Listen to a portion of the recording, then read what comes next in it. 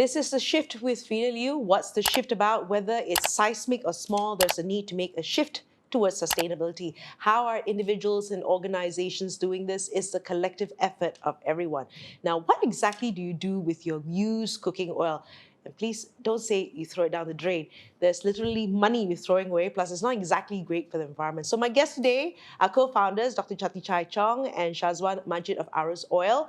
And Arus Oil is an on-demand recycling platform for used cooking oil, or UCO. So full disclosure, I've invested with them through their ECF campaign. Hello, gentlemen. Hello, young boys. I think like when we talk about used cooking oil, and then I said, people throwing it down the drain, right? For comparison, what are more developed countries doing with their cooking oil in households? Yeah, so essentially when it comes to used cooking oil and recycling used cooking oil in household, more developed countries such as Europe and China or even US, they have a very high awareness in things where they have collection hubs of recycling points where people can drop off their used cooking oil. But this works solely because the awareness is there, not just used cooking oil, other recyclables where people put the effort to go the extra mile to recycle the recyclables at a center. Right. Unlike in Malaysia where these kind of things might not actually work. Yeah. Okay. So you're talking about awareness, right? And I'm just thinking, in China, probably they say, we'll fine you if you don't. Yeah, we will fine you if you don't. And maybe, a lot of these countries, when they first started, they probably had to do sort of that kind of teaching before it became part of life. Yeah, I think there was a lot of testing on what method works, where would the collection hub be placed, best suited to be placed, and so on and so forth. Yeah, most cost efficient collection centers, right? I mean, Europe, I think one thing is that their awareness, and I think they don't really look at convenience so much. It's more like it's their effort in making the world better. Okay, so tell me about your platform.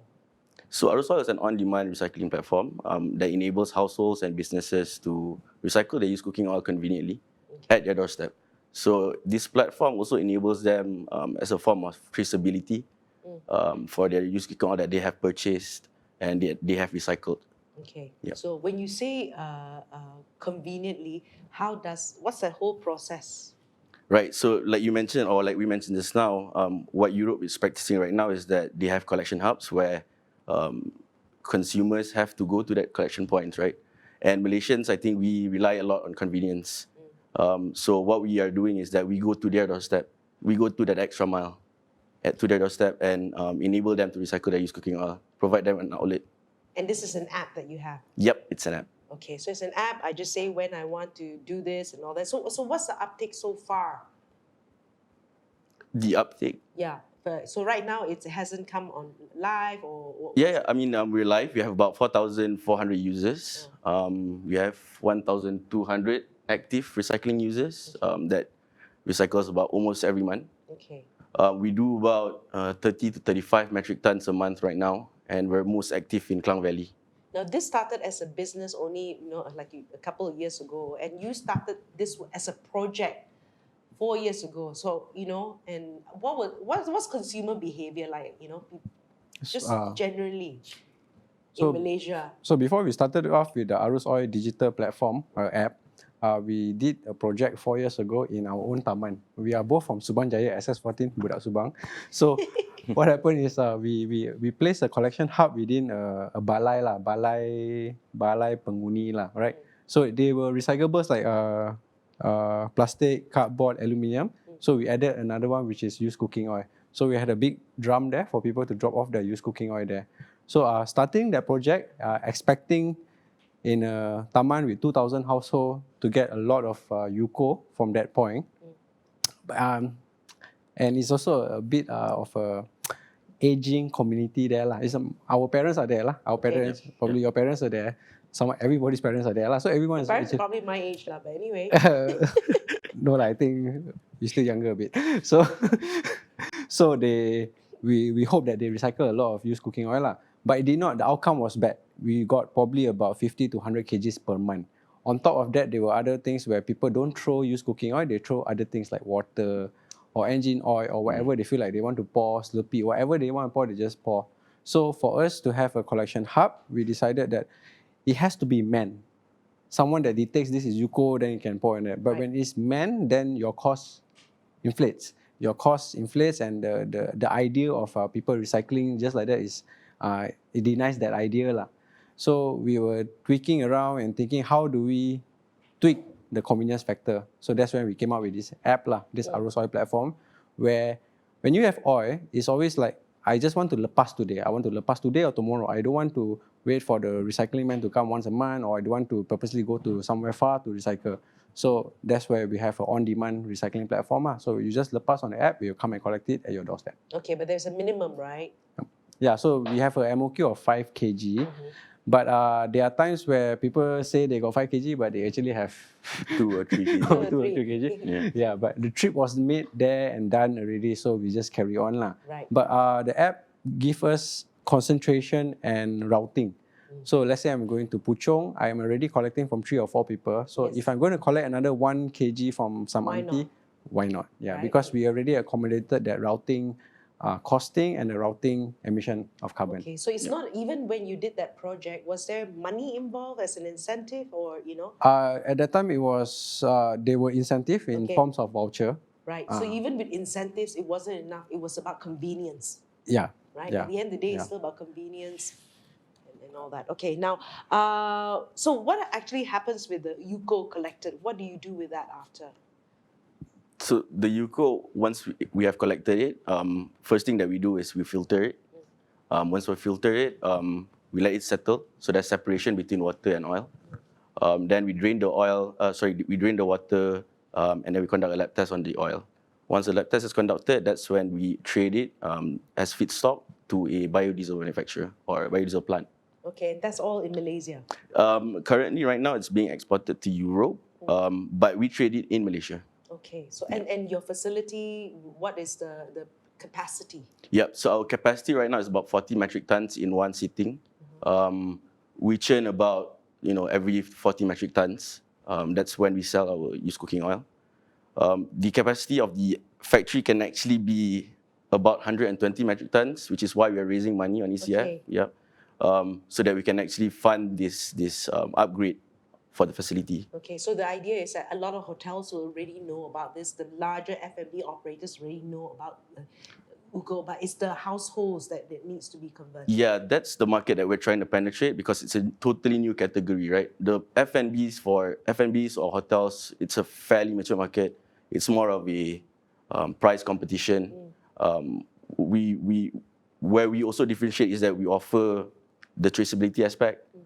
So it comes in the form of, it comes good for your sustainable reporting. Right, and what's the market potential of 𝗬𝗂𝗍 in Malaysia? So you want to do that? Okay, so in Malaysia, demographics speaks a lot, social economic status speaks a lot, but in Malaysia we have about 7 million households, with about 6 million which is occupied, and out of which there's about 30% of household with more than 4. With a household of more than 4, means mommy, daddy, and 2 kids. So technically, a household of more than 4, usually they are the one that be cooking. So a household of more than 4 should churn out or should buy about 5 kg of 𝗬𝗂𝗍 every month. Okay. No, 5 kg of cooking oil. Right. Every month. So if you have 5 kg of used cooking oil every month, you should recycle at least 80% of that. Right. So that brings up to a figure of maybe 4 million times 4 kg per month. So, and as I was saying earlier on, that like most hotels would know about this larger F&B operators, are they still a large part in the F&B that are not doing this? So domestically, all cooking oil poured into the domestic market, half of it goes to the F&B segment. Right. Actually, slightly more, about 60% goes to the F&B segment. Another 40% goes to the consumer household segment. Yeah, but when it comes to F&B and hotels, they have already been recycling, and it's just a price war with them. Okay. When it comes to household, it's a new segment where a lot of people, sometimes money is not an issue. Sometimes I want to recycle because I want to recycle. Really few people look at the money aspect of it. Okay. Yeah, but coming to that, like Freda, on the F&B side, there are a lot of F&Bs who are over or irresponsibly using this used cooking oil. So they're using it over and over and over again. Okay. So And there are still some F&Bs who are pouring it down the drain as well. Okay. They have no idea or no outlet for this responsible disposal. So I think they actually have no idea. Yeah. I would think so So, these are yeah. probably like the standalone F&B Yep. outlets, right? You're right. Yeah. Okay. So I mean, awareness comes hand in hand as well with convenience. Right. I know, and when you talk about doing this and trying to change people's mindset, that's probably I was going to say, what are the biggest hurdles in getting this off the ground? So I think we emphasized it a few times. Awareness is the biggest issue. Compared to Europe, compared to US, Malaysia is very not matured yet, I would say, in terms of recyclables and what can be recycled and where can we recycle stuff.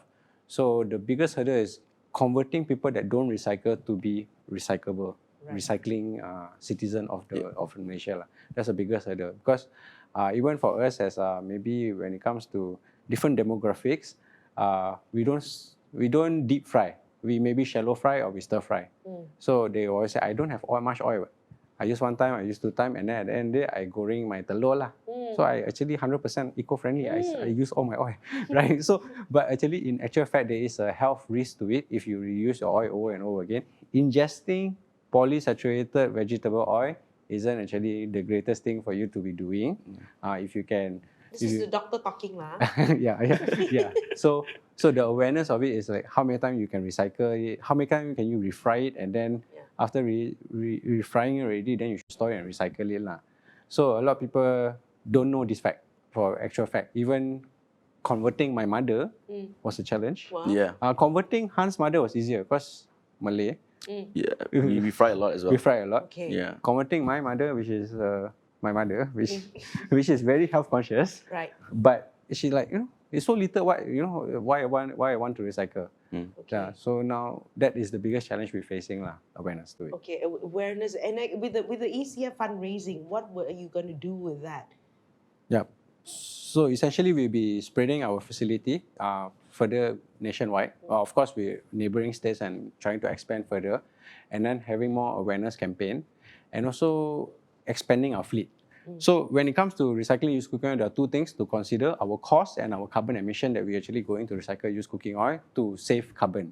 So we have to make our fleeting system, our routing system better through our system, through our platform, app, and also through our drivers that we have available lah.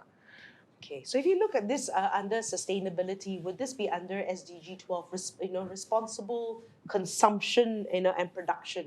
Yep, exactly. It's I think we mentioned this now. Some shops are overusing, right? That's irresponsible consumption. So it falls under responsible consumption as well as production, because we don't rely on virgin oils too much as well. So it's actually an alternate source of energy or of any raw material. Okay, and I guess at the end of the day, like the warning, right? If we what are the pitfalls, right? If we don't take this seriously, of addressing 𝗏𝗏, what are the pitfalls? Yeah, so if we don't address 𝗏𝗏, if we all throw it down the drain today, what will happen to our longkang? It will sumbat lah. It will sumbat. Then we have all the associating issues with it, like dengue, kencing tikus, and so on and so forth. And then the other thing is, for you to bring cooking oil, virgin cooking oil, there is already a plantation and agriculture sector to it, which has already contributed to the carbon emission. And now there's a source for you to reuse this, whatever that we have used, and actually save up on the carbon emission collectively as a whole. So then that would be a better thing lah. So why we really emphasize on this is trying to reduce the carbon footprint for every step of operation for us as a human being and as a company. Right. Okay. So how wonderful. So if you got your used cooking oil, again, don't throw it down the drain. Literally, figuratively, there's money in it. So thanks again from Arus Oil, Syazwan, and Dr. Chatichai. Thanks. This has been The Shift. Peter Liu.